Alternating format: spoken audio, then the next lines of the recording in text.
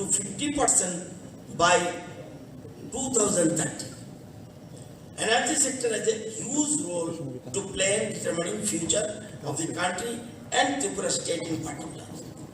Today, India is one of the strongest voices in the world in energy transition and in developing new resources of energy. I would like to thanks to the Department of Power that they have invited me to be present here, and all the speakers already have at length that they have described and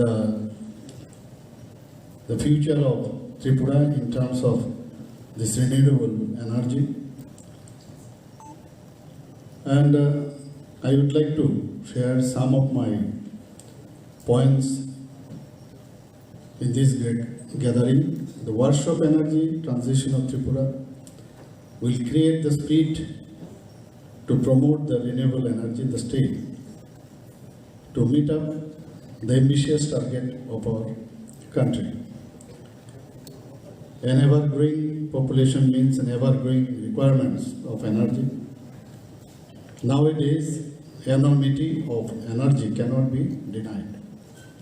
It is essential in every walk of life, knowing the dreadful fact that non-renewable sources will eventually be depleted, and as nation contend with the increasingly devastating impact of climate changes, largely caused by anthropocentric developmental activities, the role of renewable energy in the energy and electricity mix becomes primary.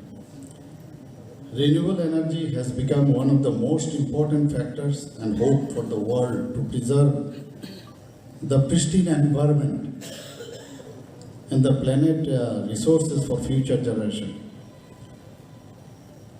India has been leading the world on this front, showing the developing nations of the world a way forward for socio-economic growth without degradation of the environment. Recently, we have seen that our Honorable Prime Minister already have emphasized on this renewable energy in G20 summit in Delhi. So, country has taken an ambitious target for, already have mentioned our Honorable Power Minister, that 500 gigawatt for promoting renewable energy and committed to increase the share of 50% from non-fossil fuel sources by 2030. Possibilities are emerging for the energy sector in the country. Tripura is a hilly state of northeastern region of the country. There are several constraints like geographical isolation from the mainland and infrastructure bottleneck in case of development of the state. In spite of all the constraints, state government has taken up various programs for development socially and economically backward people in the state. Many of the developed and developing countries have started giving efforts to increase the share of renewable energy in the overall energy mix of their economies.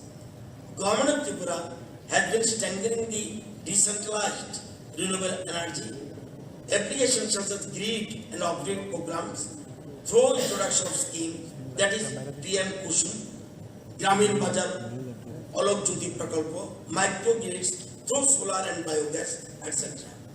Aiming at providing energy access solution in the rural and remote areas. So far, 20 megawatt capacity green energy plants are installed and 500 megawatt is targeted till 2030. Green village 120 megawatt, rooftop solar at government establishment 20 megawatt, ground mounted grid, tiled solar power plant 50 megawatt, floating solar 150 megawatt, canal top solar 20 megawatt, RTS at residential sector 50 megawatt, microgrid through solar or DRE livelihood application 10 megawatt, off-grid solar 10 megawatt, etc. are planned till 2030. As per the National Electricity Plan, the Tripura electrical energy requirement is expected to rise to 2,648 million units in 2031-32 from 1,585 million units in 2021-22. Similarly, the state peak electricity demand is expected to rise to 731 megawatt in 2031-32 from 329 megawatt in the year 2021-22. In Tripura, the Central Electricity Authority has projected an estimated solar power potential 2,000 megawatt and about 30 megawatt in the small hydro. Our expanding power demand is creating new opportunities for the investment and collaborations for all of you, and we heartily welcome private investment in the energy sector in the state of Tripura and assure full support for development of industries in the state. I am sure that this initiative would inspire to adopt the clean and renewable energy sources of energy to propel the state towards rapid sustainable development. Green hydrogen is another sector in which the country has taken a lead in the world. The National Green Hydrogen Mission Policy has already been announced by the Government of India. With this proximity to Bangladesh, Tripura has the locational advantage to become an export hub in the production and export of green hydrogen. We invite all of you to look for this opportunity and come with the project proposals and invest in the green hydrogen projects in the state. Our Honorable Chief Minister is here. He is very much positive. All kinds of support from our side will be there. If necessary, our policy also will be amended. So we invite all of you to look for this opportunity and come with project proposals. I would again call upon you, all of you, definitely explore every possibility related to Tripura energy sector and get involved in it. We understand that Tripura is the most suitable place for your investment in the renewable energy projects. These efforts towards green growth and energy transition also reflect in our values. The mantra of reduce, reuse and recycle is ingrained in our values. No matter how we transit, our thoughts and our actions must always help preserve our one earth, protect the interest of our one family, and move towards a green one future. Power Minister Sri Ratan Lal Nath,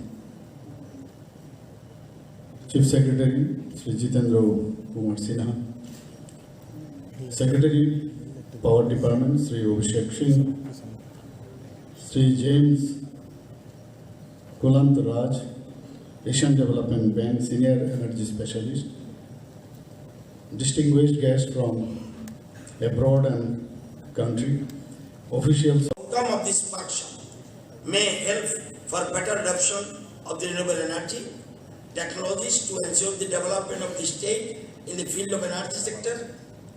Tomorrow, already mentioned, tomorrow a meeting will be held under the chairmanship of Honorable Union Minister